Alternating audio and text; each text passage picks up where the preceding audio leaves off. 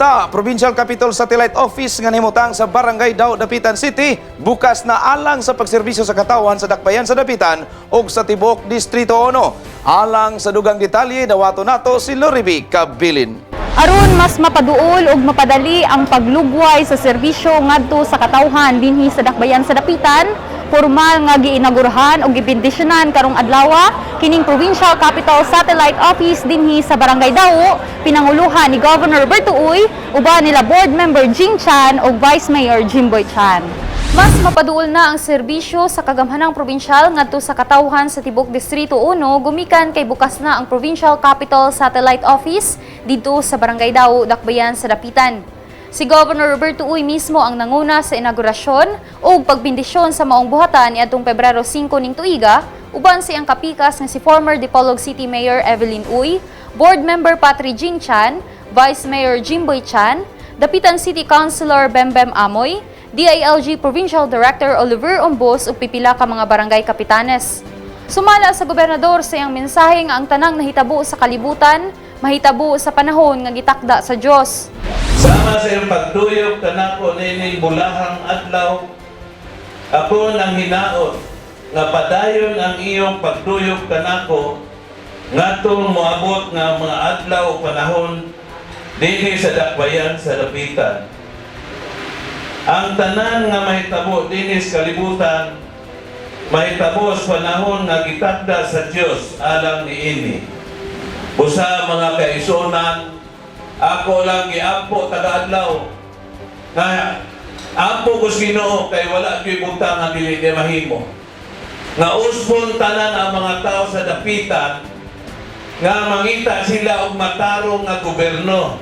Mora jud akong hadyo. Kay matarong na galing ang gobyerno, ang Pangulo matarong, ang mga katauhan malipayon og matarong po na silang tanan. Samtang si Vice Mayor Chan ang nagpasalamat sa labang makagagahom kay nagbukas na ang ilang gihandom nga Provincial Satellite Office. Mensahe sa Vice Mayor ngadto sa mga Dapitanon nga abri kini alang sa tanan nga nanginhanglan og tabang managlahi man ang ilang kolor sa politika. Unas tanan, nagpasalamat mi sa atong labaw makagagahom kay sa kadugayng panahon ang atong gihandom nga maka-open tag satellite office dinhi sa dakbayan sa Dapitan, na open na gid siya. Unya kaning ni ato ning i-welcome because kani tabang man ni ang tumong og tinguhan ni para makatabang sa mga katawhan sa dakbayan sa Dapitan. Dili lang pud unta nato tan-awon nga makigkompetensya sa kagamhanang lokal sa dakbayan sa Dapitan. Kay kung makahatag og proyekto ang dakbayan sa Dapitan sa mga kabarangay, napay probinsya di ang makapahimulos ang kinabag-ang katawhan sa dakbayan sa Dapitan. We should not compete but rather we should collaborate. Ang 3rd district na may satellite office, nahisgutan na dito sa Triple SB Gibutang. Ang 2nd district located man diha ang atong kapitulyo mismo sa heart sa 2nd district which is ang Dipolog. Kunya ang 1st district kay wala man tay ato ang satellite office munang naigibutan dinhi sa dakbayan sa Dapitan ang bugtong syudad sa 1st district. Welcome ni siya sa district offices nga gusto district under sa 1st district nga mga municipalities manhi diri sa atong satellite office kay this is intended to bring the government closer to the people.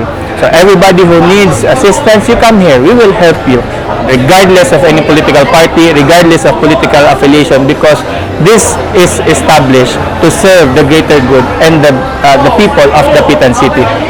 This is what the people deserve. So kaning niya, nagpasalamat kay sa ato ang pinalanggang Governor Berto Uy sa among hangyo niya nga magtukod og extension office sa Dapitan, kita gaanday hinanaling pagtagan. In order to decongest also, because people are going to the capital asking for services, whether it be social services, infrastructure projects, daghan kayo, taas ang linya.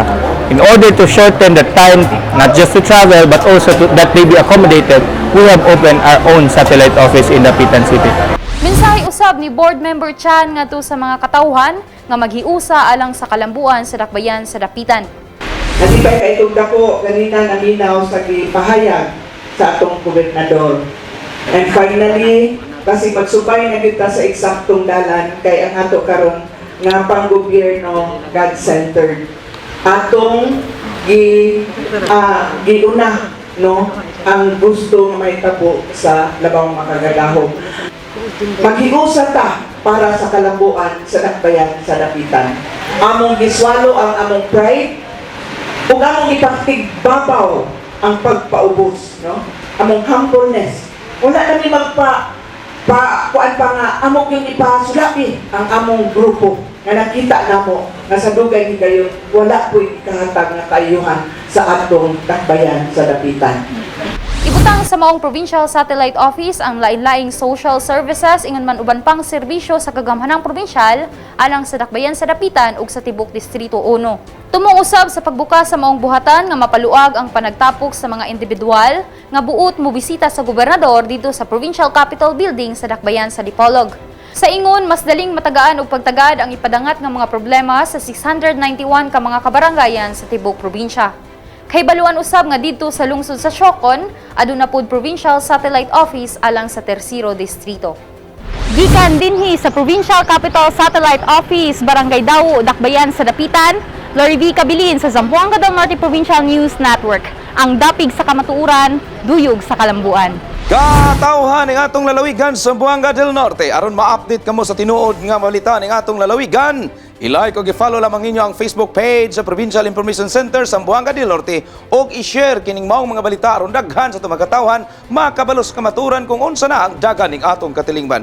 Mag-comment usab kamo aron among may balaan ang inyong mga mulog opinyon. Sinana nga pagi, mapadayon ang kapsay sa pagdumala o pagdala sa rinda ning atong pagamahanan. Hangtod sa sinulagyan kini si Chris po nga maghatod kaninyo sa tinuod nga mabalita. Para sa ZNPNN ang dapig sa kamaturan, tuyog sa kalambuan.